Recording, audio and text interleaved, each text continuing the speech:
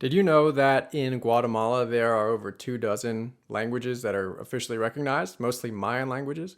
Or that in Spain, people don't just speak Spanish, they also speak Basque and Catalan and other regional languages? And the same thing is true all throughout the Spanish-speaking world. There are dozens, well, hundreds of regional and indigenous languages that have had an impact on the Spanish language and have an impact on you as a Spanish learner because they are some of the words that you're going to be saying. And they, if you take an interest in them, can help you have a better appreciation for the Spanish language and help you understand how it works a little bit better. So in this video, we're going to look at 5 words that are in Spanish but don't come from Spanish or from Latin. First word is cancha, la cancha. If you're a soccer fan, you might already know this word because it's the most common way to describe the field that people play on, the soccer field or the soccer pitch, or really the field that any sport is played on. This comes from a Quechua word, spelt with a K, cancha, that refers to an enclosed area or a court. For example, ¿cuánto mide una cancha de fútbol? How big is a soccer field? By the way, Quechua is an indigenous language, or really family of languages, that's spoken in Peru and other places in the Andes region of South America. And it had a really big impact on Spanish because Quechua was the language of the Inca Empire, which was spread all throughout the continent. And so Spanish ended up with a lot of words in it from Quechua. So we're going to look at a couple others that come from that language. The next word is aguacate. Aguacate means avocado, and it comes from Nahuatl, which is the language spoken. Originally, it was the language spoken in the Aztec Empire, and it's still the largest indigenous language in Mexico. And just like Quechua, it has had a really big impact on Spanish. And there are a lot of words that you would recognize even in English that come from Nahuatl. Interestingly, words related to food in Spanish are especially prone to change from place to place based on the indigenous languages from that area. So, for example, in a lot of Latin America, people say palta instead of aguacate, especially in South America.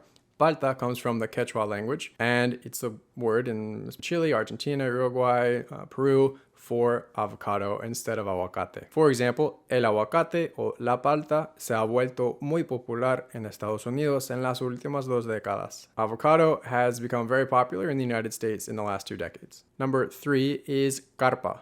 Carpa, at least in Latin America, means tent, like the kind that you camp with. And it comes from Quechua also. For example, compré una buena carpa para el viaje. I bought a good tent for the trip. The next word, or really word pair, is cacahuate and maní. Both of these mean peanut, but they come from different indigenous languages and are used in different places. Cacahuate comes from Nahuatl, and maní comes from Taino, which is an indigenous language from the Caribbean. Broadly speaking, cacahuate is more popular in Mexico and northern Central America, and in Spain, although there I think they say cacahuete instead of cacahuate. And in southern Central America and the Caribbean and South America, generally maní is the more common word for peanut. For example, la alergia al cacahuate o al maní es bastante común. Allergies to peanuts are pretty common. The last word is izquierda. Izquierda meaning left. This is maybe one of the first words that you learn in Spanish. And I remember at the beginning thinking that izquierda was a really weird looking and sounding word. And there aren't really a lot of other words in Spanish that have this kind of letter combination or that look or sound like izquierda does. And eventually I found out that izquierda comes from the Basque language, which is spoken in northeastern Spain, northwestern France. And it's what's known as an isolated language, meaning it's not related to any other language, European, Romance, or otherwise. It doesn't have any direct connection to any other language. So it's not similar or related to Spanish. But linguists theorize anyway that izquierda comes from the Basque word izquierda. I don't know if I'm saying that correctly, but that they basically brought it into Spanish and started using it rather than the word that would have been from the Latin root in Spanish, which is still present in Italian, for example, as sinistro. And siniestra also does exist in Spanish, or siniestro, and in English as sinister, but in both English and Spanish, it's taken on a different meaning. Rather than left,